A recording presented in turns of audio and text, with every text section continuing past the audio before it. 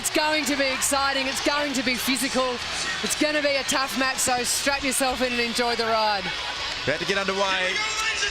First centre pass is going with the Adelaide Thunderbirds. Nat Bomberto, who voted by Liz and I as the Holden Cruise Player of the Year. And suitable that she gets us underway. Her centre pass straight to a teammate. The first intercept from Julie Corletto. Well, Corletto went close on the very first ball off the centre pass. Contact. Centre. She immediately backed up, despite the fact that she was out of position and was able to sneak around. Obstruction, wing defence, outside the circle, obstruction. And Monty Gerard a little unlucky there. She came up with a big deflection and was chasing up the pick up off the ground. Would have been great for her confidence. Playing on Sherelle McMahon, the best player in the world. Incredible matchup that's going to be. So a nervous start for both sides. We had an intercept, a couple of errant passes, and Thwaites, who's been good from long range, she misses her first attempt. These two clubs have been in grand finals before in the old National League. Neither of them have played in the ANZ Championship grand final. There's only been one last year. It was Swifts and Magic. Both teams trying to make history this year. Emily Beaton held on to that ball for a long time. Whistle, I could sense, was coming. She got her off. Penalty against Chatfield. So the Thunderbirds open the scoring. Kate Beveridge, first goal of the afternoon. Well, it's not surprising that it took almost a minute and a half for the first goal to be scored. Both of these teams incredibly frugal in defence. They give nothing away. I'd expect today's game to be low scoring. Plenty of physical clashes going on. It's Chelsea Nash, who delivered nicely on the baseline. And a bit of hesitation from McMahon, but there's the trademark aggression and competitiveness. She followed up beautifully. Rebound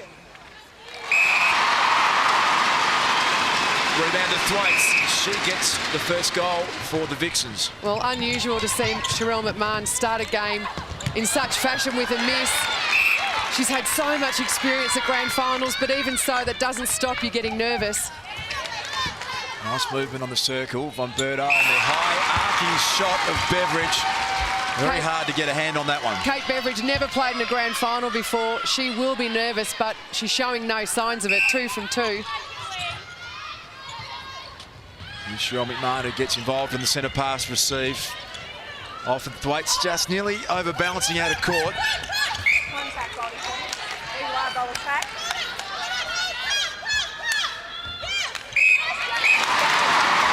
So McMahon doesn't miss 2 in a row very often. Gets her first of the grand final. Long ball in from Von Berto, and Chatfield got back in a deflection. Their defensive unit has been so solid all year, and Bianca Chatfield again comes up with a big play. Yeah, and Emily Beaton, a little bit of inexperience there. She didn't have to chase that ball out of court. Kate Beveridge doing all the right things. Vixens are a rare turnover for them. They've got one of the lowest turnover rates in the league. Hallinnan's toe, the Asics runner, just a millimetre over the line. That was enough. Umberto to Medhurst, who's just hesitating, and that's why Corletto comes through and just cleans up Beveridge. We're going to see a lot of that today.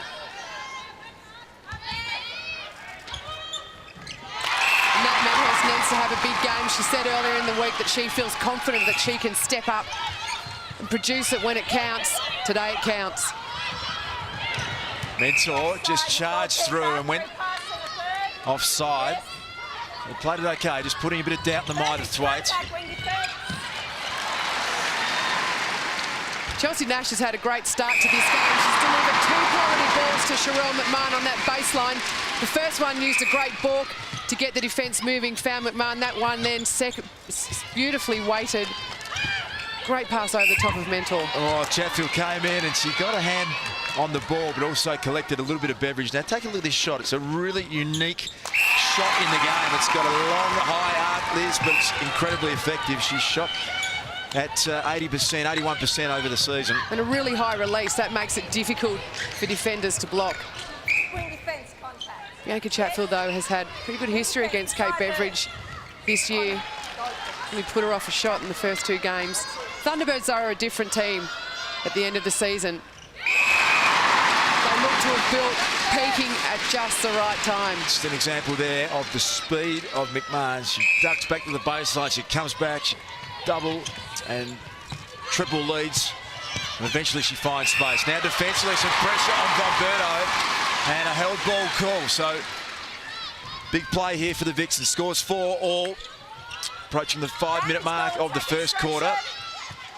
They're just forcing backwards here that the Thunderbirds defence. Contact.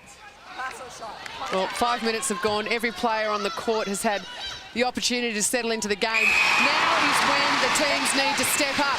You spend the first 5 minutes feeling each other out, feeling the game out, getting a sense for the tempo and the speed. Now the skills happen. Opportunity to get the first mini break of the grand final. They've got possession. They lead by a goal. There's the penalty count early. The Thunderbirds, you spoke pre-game about the fact that they had some controversy out of their prelim final win over the Magic. They were accused of a bit of thuggery and being aggressive. It's been a bit of their trademark, Liz, and I think you've said right throughout the year that you like it. They play well when they are in the face of the opposition. And when they're aggressive, players like Jeeva Mentor, Monty Gerard, Joe Sutton, that's how they stamp their authority on the game. They're way down the list in terms of clean ball intercepts, but they're way up in terms of forcing the opposition into turnovers, and it's that aggression that allows them to do that. Julie Hornwig, the coach of the Melbourne Vixens, has joined us right throughout the season. And Julie, you'll be feeling reasonably comfortable with your start. You've got a 1-goal lead early. Yes, we were hoping to make a positive start, and we've worked hard on our preparation, so this is a good sign for us. Julie, what was your last instructions to your team before they went on court? We've been working on playing the game well, but finding that amazing ability to win the ball or to find that amazing pass on court. And Julie Prendergast started it off, Coletto started off really well today. Thank you, Julie. Speak to you later in the match.